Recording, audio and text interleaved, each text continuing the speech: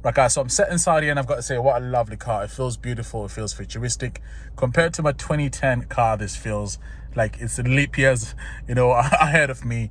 I will say that, I love how you've got the vents which have been brought from the Lamborghini Urus. They give the car a nice sporty feel to it. Then also on the side as well, the passenger side, you've also got these nice vents which feel very futuristic as well.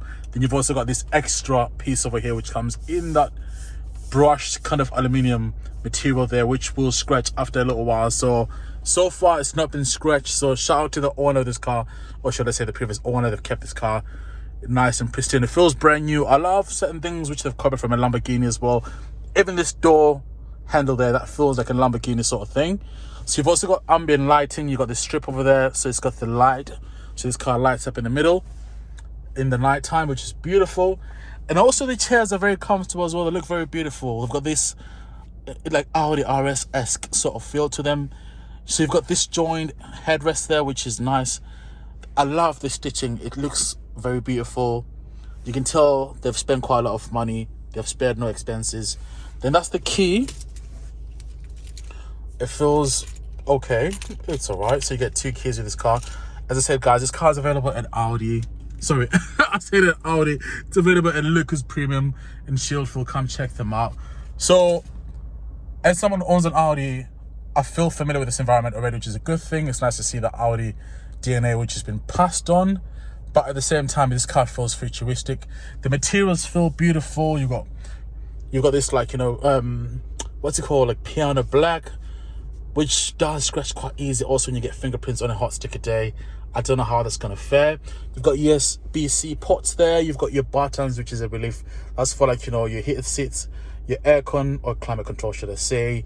So it's nice to see that. Then you also got this parking. So that's for like parallel parking. When you find a space, the car will park itself. Then you've got the infotainment, which is not my favorite, to be honest.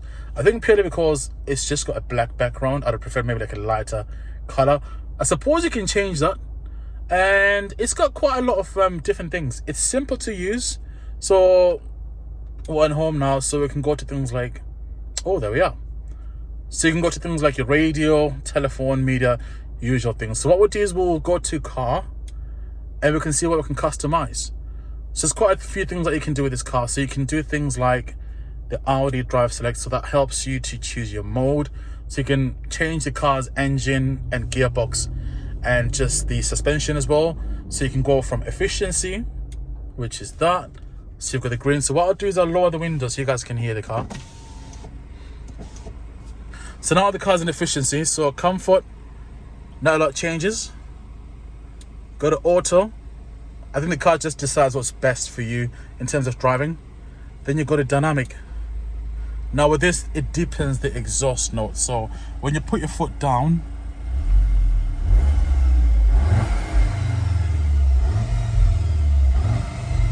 so you get like this synthetic, I always find this word quite hard to pronounce. So you get this synthetic sound, which doesn't feel as organic, but it's not Audi's fault. We're still with the Euro 6 laws. A lot of the laws against like, people that drive like idiots basically. So they've introduced like, soft limiters, and they've told these companies to try and reduce the noise level, i.e. places like London, Sloane Street, Knightsbridge at 2 in the morning when you've got people with their Lambos. So hence why it doesn't sound that good. But you can buy an aftermarket exhaust, get like a Miltech and just make it sound a lot louder. So what else can you change as well? So let's just go back there. It's also got that haptic feedback sound, which is nice and reassuring. So let's just go to home again. You got people screaming next door. So we've got a car again. It feels fast. It feels very responsive. So we've got a light and vision. So okay, that's your lights for there. So let's go to background lighting. So you got your ambient lighting. So you're able to change the color of your ambient lighting. So right now it's off. So I'm going to put it on. All right. So it's still very light, so you can't really see that it's on. But you're able to choose like different colors, like impulse. So impulse kind of adds that white background as well to your footwell, to your chairs. Then you got maritime. So it's just like really like I can't even show it to you because it's so dark. I wish it was light so I can show you. So it just lights the car up which gives the car a bit of a nicer feel. Let's just try and increase. So I've increased the brightness, but it's just still not showing. But at night time it does light up very nicely. So we'll just go back off there. So you're able to customize this car based on how you want it to be. So you've also got some driving assist. So this car has got like all these latest, assistance, lane departure warning. This does, I believe, also have the adaptive cruise control, so the car can drive itself on the motorway during traffic, I think for 15 seconds, which is nice to see. I think one thing which is missing is a heads-up display. I'd have probably spec that with that. So we'll look at other things such as the door bins. Decent size, you can probably fit maybe a 750ml bottle of water. Glove box, decent size. I don't know why it's done that. Sorry guys, 1 second as I reduce the volume. Jeez. So you got your cup holders there. So you've got your gear knob, which is this little small thing. So this car's got a reversing camera as an option, which is nice to see. So I think with this car, one thing which I love is it's like a little baby Lamborghini, and I love that in terms of just the materials, just the shapes. It's not a straight boring interior. If you look at that, for example, that kind of comes up, then it kind of goes in, then it comes out over there, and just the shapes are just like very odd hexagon. They're not just your square usual boring Audi. So they've tried its interior, and I think out of all the competition, this has got the best interior in terms of how it feels, how luxurious it feels. However, I think in terms of ergonomics and usability, Mercedes-Benz definitely wins. But nonetheless, the Audi's also got some special tricks up its sleeve, such as the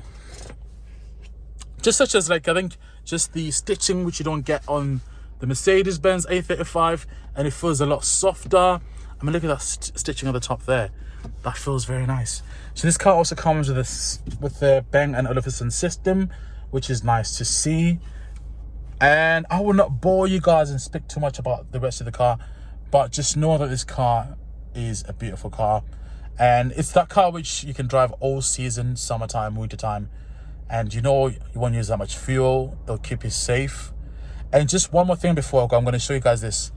So you've got this virtual cockpit, which is beautiful. So I've kind of messed around with it and changed it a little bit. So you've got the sat nav, which has been blown up, but however, you've also got your other information such as your oil temperature there, your fuel over there, and I like how they've managed to separate them from the screen so you're just not confused. And I also like how they've also got the screen as well on here, so you're not just looking there at all times. That kind of does help to sort of separate the two. But at the same time, this is why I was saying that I would have preferred a heads-up display, so I could put all my information up on the screen there, just so I'm not looking down. But nonetheless, it is what it is. So you can change the view of it and go like so. So that gives you the general display which you find in normal cars. Then with this, that changes the information that you're seeing there and all that good stuff as well.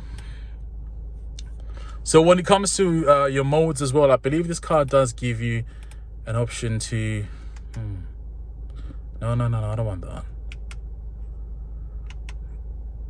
All right, so that tells you how much fuel you've got. So it just gives you a lot more information, a lot more depth. And what are the weak spots of this car?